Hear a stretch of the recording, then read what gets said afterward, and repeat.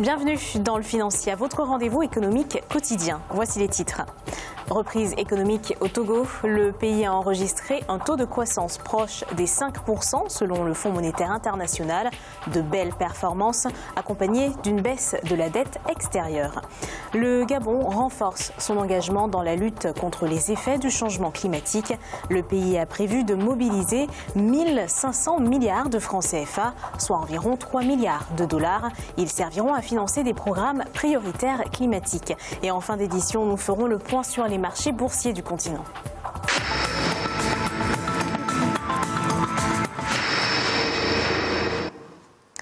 Belle performance macroéconomique au Togo, 5% de taux de croissance fin 2018, baisse de la dette extérieure, du taux d'inflation. Cette belle performance économique s'explique par les investissements dans les projets d'infrastructure. Ange Bijouno Magno. Les activités économiques reprennent des couleurs au Togo. Après une période difficile en 2017, due au remous sociopolitique, les indicateurs sont au beau fixe. Taux de croissance proche des 5% fin 2018, dette extérieure estimée à 72% du PIB, taux d'inflation faible, en somme, de belles performances macroéconomiques qui s'expliquent notamment par la bonne tenue des investissements consentis dans les infrastructures. L'activité a pourtant bien connu un ralentissement mi-2017. En conséquence, le taux de croissance est estimé à 4,4% pour l'ensemble de l'année. L'inflation reste dans le même temps sous contrôle, autour de 1,1%.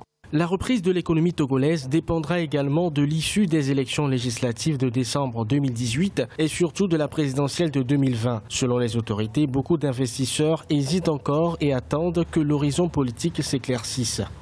Il faut constater que l'essentiel des investisseurs qui viennent au Togo ne viennent pas fondamentalement dans le domaine de la production, de l'industrie. Ils sont beaucoup plus dans les services, notamment les banques. Pourquoi? Parce que généralement, le Togo leur donne des conditions favorables en termes de fiscalité, donc ils ne payent pratiquement pas d'impôts. Maintenant, pour ce qui est des manifestations, oui, la consommation locale interne a certainement baissé. C'est pour ça que je dis que c'est le choix politique qu'a fait ce pays qui peut éventuellement poser problème. Pour consolider ses performances macroéconomiques, le Togo parie sur son plan national de développement, doté d'une enveloppe d'environ 4 622 milliards de francs CFA. Ce programme entend ouvrir la voie à une transformation structurelle de l'économie togolaise. Entre l'Égypte et le Koweït, les relations économiques sont au beau fixe.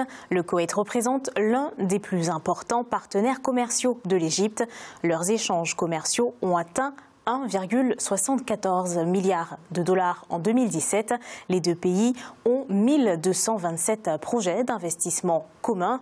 Selon le ministère du Commerce et de l'Industrie égyptien, ces investissements sont concentrés principalement dans les domaines du tourisme, de l'industrie, de la finance, de l'immobilier et des télécommunications.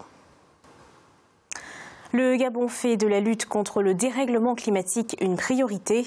Le pays compte mobiliser 1500 milliards de francs CFA, soit environ 3 milliards de dollars pour le climat, une somme qui servira au financement de 25 projets et 8 programmes prioritaires climatiques. Marcel Farba-Maroun. L'État gabonais ambitionne de mobiliser 1500 milliards de francs CFA, soit environ 3 milliards de dollars, dans le cadre de la lutte contre les effets du changement climatique. Ces fonds, une fois mobilisés, serviront à financer 25 projets et 8 programmes et par conséquent garantir le développement et le respect des engagements pris dans l'accord de Paris afin d'atteindre les objectifs de développement durable à l'horizon 2030.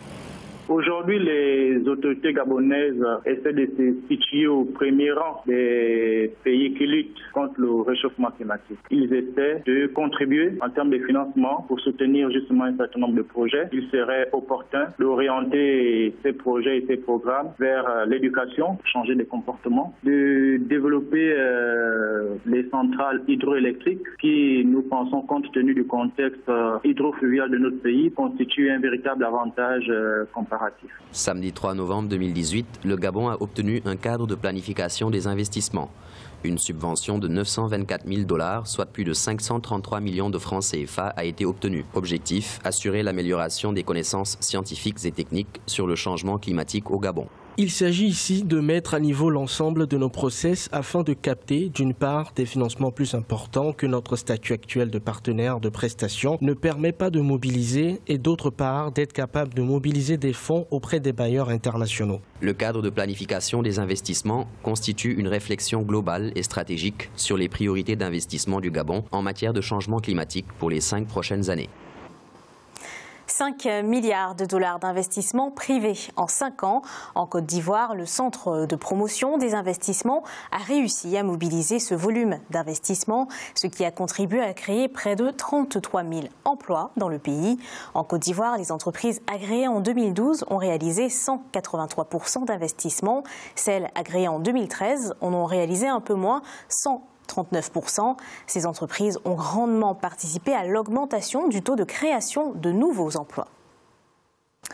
Au Cameroun, du 5 au 12 novembre 2018 se déroule sous la houlette du FMI la 3e évaluation des performances du programme économique et financier triennal. Les échanges tournent autour de l'état d'avancement des grands projets d'investissement et de leur financement.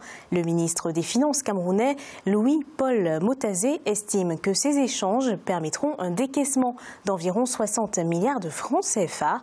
Pour la chef de mission du FMI, Corinne Deléchat, les objectifs économiques seront atteints. Écoutez-la. On a des repères qui ont été fixés pour fin juin 2018. Nous devons nous assurer qu'on arrivera à tenir les objectifs de fin d'année et qu'on a un cadre macroéconomique cohérent pour le moyen terme. Donc on vient de commencer les travaux. Il n'y a pas encore de conclusion, mais on a une excellente disposition des autorités de continuer le dialogue avec le FMI et d'atteindre les objectifs du programme. Il est à présent l'heure de faire le point sur les marchés boursiers du continent. En Afrique australe et océan Indien, la bourse de Maurice était en hausse de 0,06%. L'indice All-Share de Johannesburg augmentait de 0,46%. L'indice de Nairobi a enregistré une baisse de 0,01%. Et l'indice du Botswana perdait 0,05%. En Afrique de l'Ouest et centrale, la BRVM d'Abidjan était en baisse de 0,27%. L'indice nigérian perdait 0,14% et la bourse du Ghana perdait 0,19%. Et en Afrique du Nord, la bourse de Casablanca était en augmentation de 0,13%. L'indice égyptien augmentait de 1,34% et l'indice tunisien était en baisse de 0,50%. C'est la fin de cette édition du Financial. Merci de nous avoir suivis. On se retrouve bientôt pour un nouveau rendez-vous de l'économie.